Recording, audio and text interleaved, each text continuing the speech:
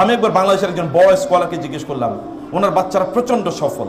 বললাম যে আপনার বাচ্চারা কিভাবে সফল? আমাকে বলেন শেখ, আমি ছোটবেলা থেকে যেন ওরা বই পড়ে এই অভ্যাস আমি তাদের মধ্যে তৈরি করে দিয়েছি। কারণ বাপে সারাদিন বই পড়ে, কারণ বাচ্চারাও কি করে এরকম করে।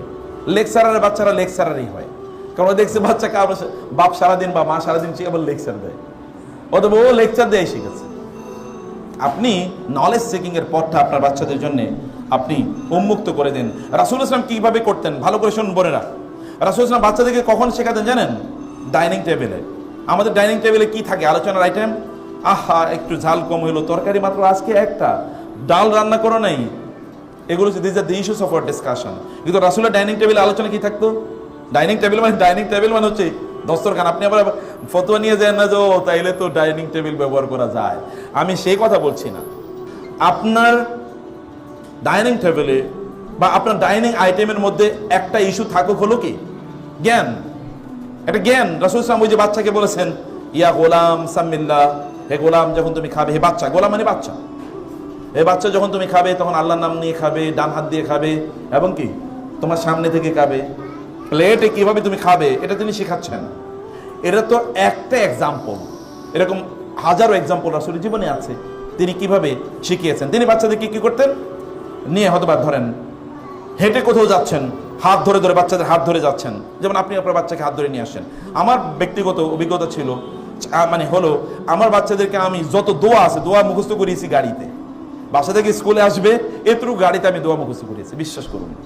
যত দোয়া, এবং ছোট পিচ্চিরা বড় বড় দোয়া মুখস্থ পারে আল্লাহর রহমতে। তো কিভাবে ওই যে বাসা থেকে পর্যন্ত, এখানে হয়তো বা যখন ট্রাফিক জ্যামে পড়ে থাকতাম, এই 15-20 মিনিটে সব দোয়া এখানে পড়তে হবে, এখানে চুপ করে কেউ থাকতে পারবে না, এবং আওয়াজ করে আমার কানে তার আওয়াজ আসে, এরকম ভাবে তাকে পড়তে হবে।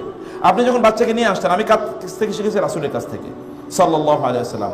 তিনি আব্দুল্লাহ ইবনে আব্বাসকে তার গাড়ির পিছনে, তার গাড়ি মানে হচ্ছে তার ওট, এর পিছনে তিনি বসালেন।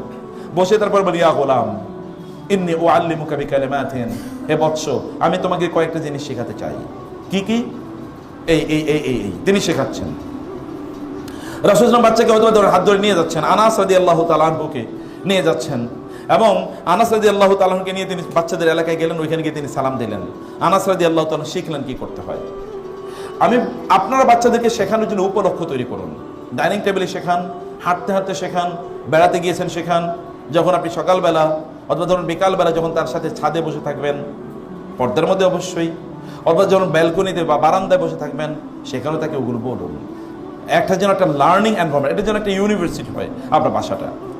এভরি টাইম তারা কোনো না কিছু তারা শিখছে। আপনি তাদের জন্য মায়েরা, আল উম্মু মাদ্রাসাতুন ইদা আ'দাতাহা আ'দাত শাবান তাইয়িবাল আরাকি, মুসলিমরা বলেন মা হচ্ছেন প্রকৃত পক্ষে শিক্ষা প্রতিষ্ঠান, মাদ্রাসা, ইউনিভার্সিটি। যদি তুমি মাকে এভাবে তৈরি করতে পারো, ভাইদের কথা বলছি, যদি তুমি মাদেরকে এভাবে তৈরি করতে পারো, তাইলে মায়েদের মাধ্যমে তুমি এমন একটা জাতি তৈরি করলে যাদের পার্সোনালিটি আছে, ব্যক্তিত্ব আছে, সেলফ এস্টিম, আত্মমর্যাদা তাদের আছে, এবং তারা সত্যিকার থেকে হাই ব্রিড, তারা কি খুবই উন্নত মানের বীজ, তারা খুবই উন্নত মানের বীজ। এই বীজ তুমি তৈরি করলে মূলত এদেরকে ফেতরাতের উপর রাখা। পঞ্চম যে বিষয়টি, তাদের ফেতরাত যেন কোনোভাবে নষ্ট না হয়ে যায়, ফেতরাতের উপর তাদেরকে রাখতে হবে। ফেতরাত কি? ফেতরাত আল্লাহ তাআলা তাদেরকে যেই গুণ দিয়ে তৈরি করেছেন, আল্লাহ তাদেরকে কি গুণ দিয়ে তৈরি করেছেন? গালিগালাজ করার গুণ, মারামারি করার গুণ, ভাঙ্গাভাঙ্গি করার গুণ, সিনেমা দেখার গুণ, গান গাওয়ার গুণ। টয়লেটে গিয়ে 3 ঘন্টা বসে আছে, কি রে টয়লেটে 3 ঘন্টা কেন বসে থাকলো? টয়লেটে কত সময় থাকা উচিত? একটা বাচ্চার টয়লেটে কত সময় থাকা উচিত? দরজা বন্ধ করে রুমের মধ্যে করে কি? তার দরজা কেন বন্ধ থাকবে? বাচ্চাদের দরজা কেন বন্ধ? ও তো দরজা খোলা থাকবে, কেবল ঘুমের আগে দরজাটা বন্ধ করতে পারে, তাও বন্ধ রাখবে না যদি বড় মেয়ে না হয়। আর দরজা বন্ধ থাকবে, তার দরজা, তার কম্পিউটার টেবিলটা কেন এরকম বাঁকা করা? ওই কম্পিউটার টেবিলে বাঁকা টেবিলে করে কি? ও কেন আপনার মোবাইলটা নিয়ে চুরি করে ও চলে গেল? মোবাইলটা নিয়ে ও করতেছে কি?